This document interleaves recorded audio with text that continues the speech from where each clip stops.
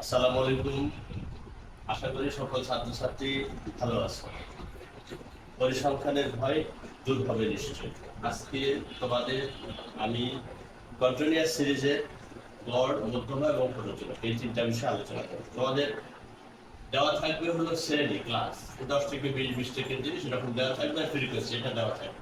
আমরা এটার মাধ্যমে এই টেবিলটা করে তারপরে আমরা গড়, মধ্যমা, প্রযোজক সূত্র দিয়ে অঙ্কটা বোঝাবো। মিড ভ্যালু আমাদের কি করে হবে? এই দুটো যোগ দিয়ে 2 দিয়ে ভাগ, অর্থাৎ 30 ভাগ 2 15, 25, 35, 45, 55 আর 65। তাহলে আমরা এই x আর এই x গুণ দিলে আমরা পাবো fx। তাহলে 3 15 5 15 আমার সামনে ছাত্রছাত্রীরাও আছে, আমরা যারা নেই আজকে উপস্থিত তাদের জন্য আমাদের ভিডিওটা হচ্ছে, যারা উপস্থিত আছে তারা সহযোগিতা করছে। তাহলে এরপরে কত? 25 আর 10 হচ্ছে 250, এটা হলো 250, তারপর হচ্ছে 525, 525, 360, 360, 385, 385, 325,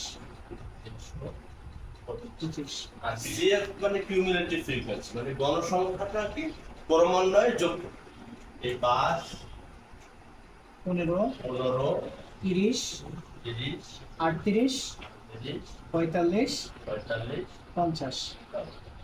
এরপরে আমরা গড়ের সূত্র x বার, x বারের সূত্র আমরা দুটো সূত্র জানি, একটা আরেকটা আছে, আমরা আজকে এটা আলোচনা করতেছি। fx সামেশন fx ভাগ n।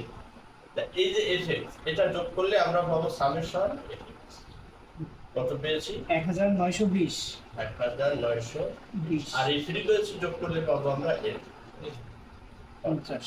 তাহলে আমরা এখানে লিখে দেবো হেয়ার, এখানে সামেশন fx 1920 আর n হলো 50। তাহলে 1920 ভাগ হলো 50 কত হয়? 38.4। 38.4। এটা আমাদের গড় হয়ে গেল, এটা মিড। এরপরে মধ্যমা, মিডিয়ান।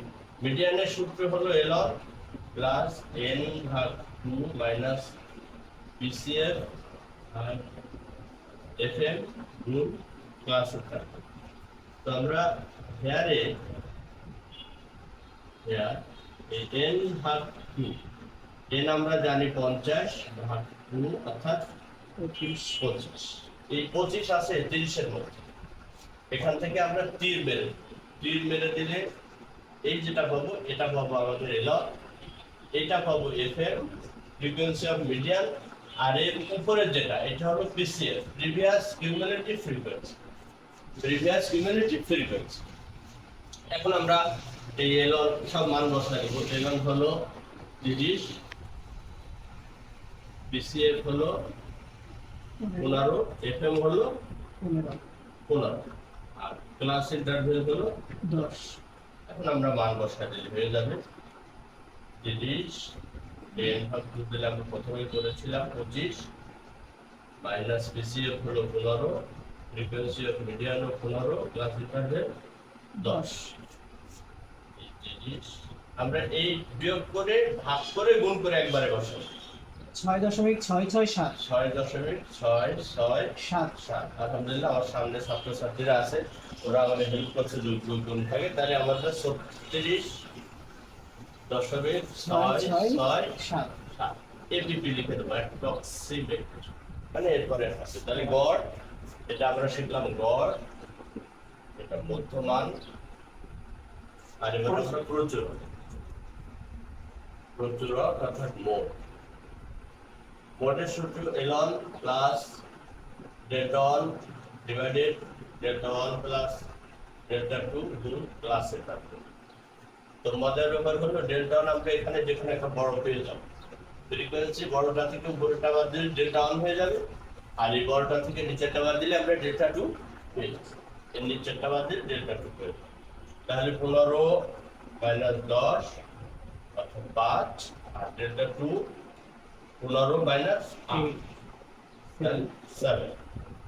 আর এই সবচেয়ে বড় যে নিম্ন সীমাটা এলন 30 মানে 30 প্লাস 5 প্লাস 7 আর শ্রেণী ব্যবধান 10 তাহলে 30 প্লাস এটা কত হচ্ছে 4.167 4.167 7 তাহলে অ্যান্সার দাঁড়ালো 34.167। তো ধন্যবাদ সকল ছাত্রছাত্রী যাদের পরিসংখ্যান আছে। এই চ্যাপ্টারটা এটা পরীক্ষায় বারবার থাকবে মানে থাকবেই। সুতরাং এটা তোমরা খুব সুন্দর করে বুঝবে। এই ক্লাসটা দেওয়া থাকবে, ফ্রিকোয়েন্সি থাকবে, এই দুটো জিনিস দেওয়া থাকবে। আমরা বসাই এবারে mid value this is X R A গুণ দেবো এফএক্স। এবারে এফ কে ক্রমান্বয়ে যোগ করলে সিএফ মানে কিউমুলেটিভ ফ্রিকোয়েন্সি ক্রমবর্ধিত গণসংখ্যা। এই এক্স বার সামেশন এফএক্স ভাগে এই এফএস কে যোগ করলে পাবো সামেশন এফএক্স, আর এই ফ্রিকোয়েন্সি যোগ করলে পাবো এন।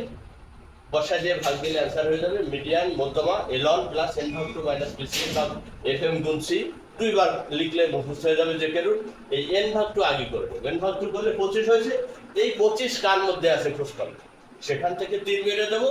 এই ক্লাসের নিম্ন সীমাটা হবে এলন, ফ্রিকোয়েন্সি যার হিসেব পড়বে সে হবে ফ্রিকোয়েন্সি অফ মধ্যমা, আর এর উপর এটা হলো প্রিভিয়াস কিউমুলেটিভ ফ্রিকোয়েন্সি। মান বসাই দেবো, হয়ে যাবে প্রচুরক এলন plus delta 1 divided delta 1 plus delta 2 গুণ ক্লাস ইন্টারভেল।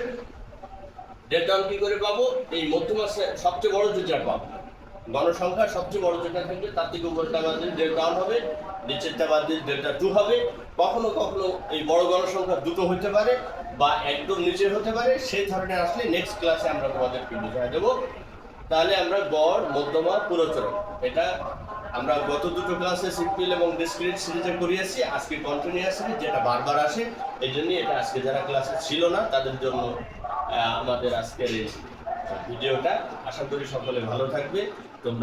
তোমাদের জন্য আমার বিশেষ একটু উপদেশ থাকবে, রাতের বেলায় খুব দ্রুত ঘুমাতে যাবে এবং সকালে খুব দ্রুত উঠবে।